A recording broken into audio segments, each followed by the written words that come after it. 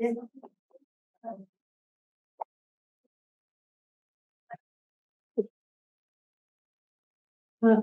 I know many of you. My name's Belinda. I'm the Executive Officer for Wikimedia Australia. And I'd also love to introduce Alice, who is one of our fairly new, I think she's been with us since September, staff for Wikimedia Australia. She's our Education and Projects Coordinator. And Alice and I both have a background in libraries. So we have chosen something today from the GLAM sector to share with you, something that Alice has been working on since she started with us. So over to Alice, and we'll get started. Thank you. I'm going to try and condense things a little bit. And I'm just going to quickly say that this is scarier than running an editable. So thank you. So we can go to the next slide. So this project relates to the Northern Territory. So for those of you who aren't familiar, that's it there marked in red, just in case that wasn't obvious. So the Northern Territory was, and still is, very underrepresented on Wikipedia. So it has quite a small population compared to its size, only about 250,000 people. And when the project called Wikimedia and we started in 2019, there were only 1,700 pages about it. And one thing that makes the entry different to other parts of Australia is that Australia's population is about 26 million, and 4% of those people identify as being Aboriginal or Torres Strait Islander, whereas in the NT, that's 30% of the population is Aboriginal or Torres Strait Islander. So that means the NT is underrepresented, so First Nations people. Sorry, let's go back to that one for a second. And this project is actually how I got involved in Wikipedia. Now I'm realizing everyone probably has to read that slide, so we can go to the next one. So in 2019, I was working at the Alice Springs Public Library, who we're now partnering with. That's about as pretty as it looks, to be honest. So Alice Springs is a fairly unique place. So it's been known as Bartram for a very long time, and the Aranda are the traditional owners of this place. And Alice Springs is the white fella name, and as you can see there, that can be quite hotly contested. So we reached out to the Alice Springs Public Library about digitising images from their Central Australian Historical Images collection. So that's 29 collections of images and about 3,000 of them in total. And just kind of getting them started on getting them online. There's currently they're only available on the internet systems in the library. So you can go to the next slide. So many photos of First Nations people taken over the last 150 years have been collected without the consent of First Nations people. And in many cases, the images of the people depicted were taken of them completely against their will, depicting them in ways they had no control over, and they had no say in the way that the images were used. Many images have been widely published without permission, leading to distress in communities. It is now recognised, and there is a move to change this, which Belinda will talk about in a moment. So, to attempt to address this, the library received funding from the Regional Museums grant to undergo a cultural sensitivity assessment. And we did that with Colleen Powell. So she was the Indigenous Support Officer at the library. She was an woman from Natalia and Lorna, and Braden Kanjira. So Braden is an elder from Hermannsburg, and he does a lot of international work with repatriation of Aranda cultural materials. Primarily through the Stella Research Centre. He's an amazing man. It was an amazing project. So it was a fairly lengthy process, and it was really rewarding. But basically what we did is we went through I was a silent button clicker. We went through each and every image and marked them into a traffic light system is what we called it. So red for restricted access, orange for available but with a warning, and green for this is completely open access. And based on this information, the library started really pursuing ways to get these images online, which so far has been unsuccessful. So I'm just going to hand over to Belinda.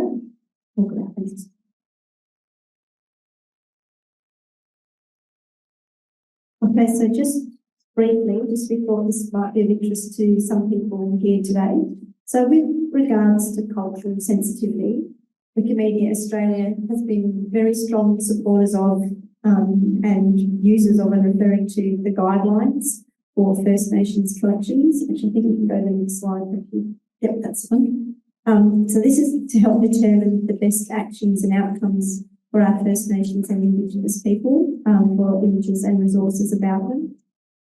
So these guidelines were published in 2023. They're open access. I think we have a link on what we have to see, but there is a link. You can access this. It's an open document.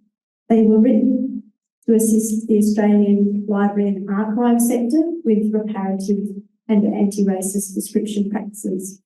So the objective of the guidelines is to help shift library and archive practices and to ensure descriptions are respectful, that they're accurate and considerate of historical biases, and contribute to a more equitable representation of First Nations communities, perspectives and experiences.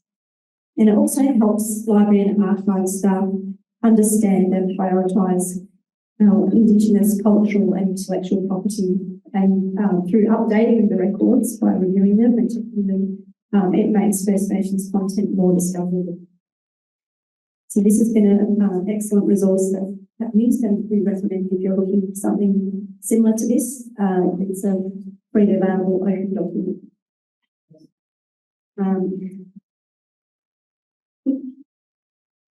So as part of Wikimedia Australia's commitment to First Nations content more generally, and informing we've been using it to inform our community and to overcome biases evident on Wikimedia platforms. So Alice has created a page on our Wikimedia Australia website with a range of guides on First Nations content and resources.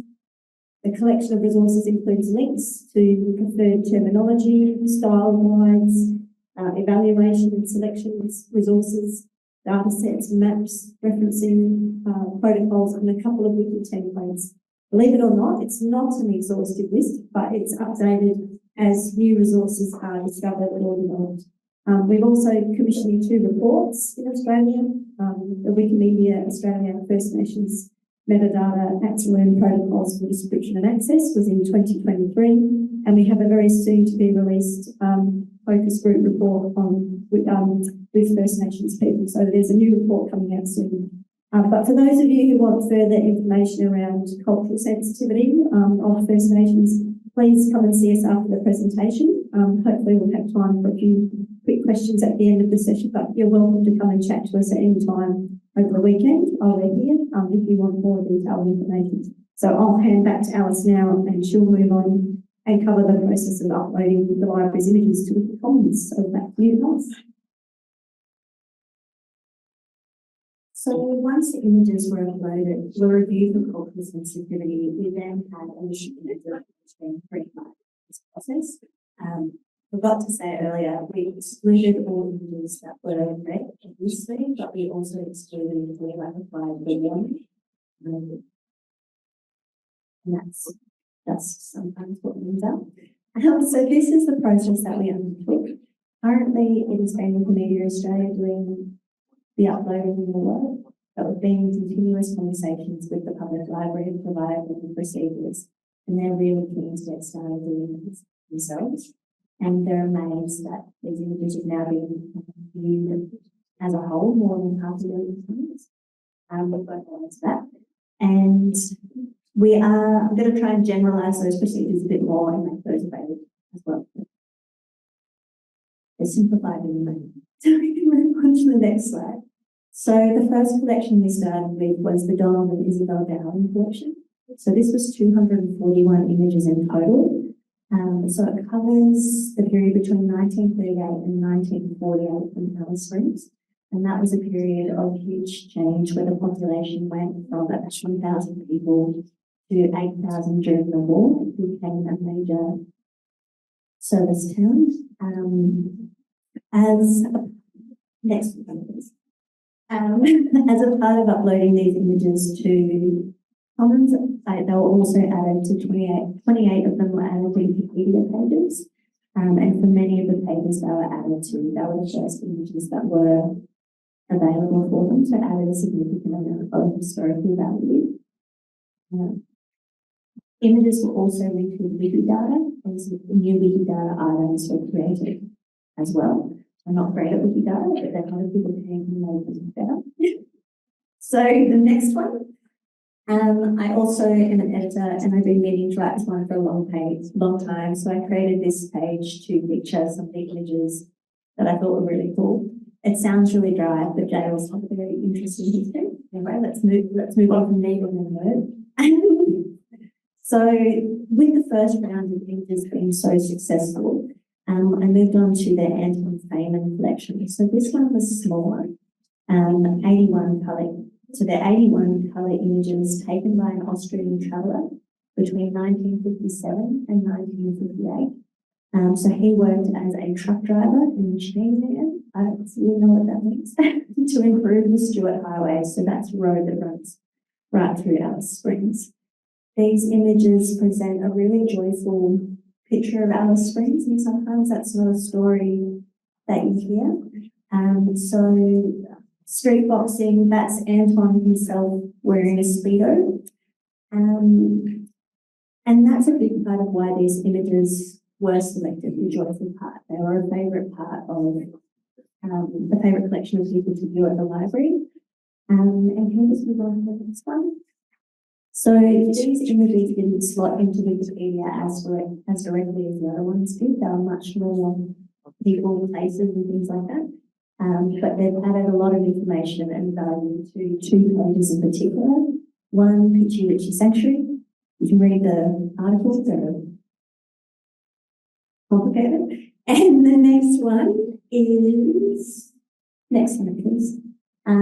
Frederick Wilhelm Albrecht. So there was no photos of him previously available, and we were able to share about 5 images there of him total preaching at the church.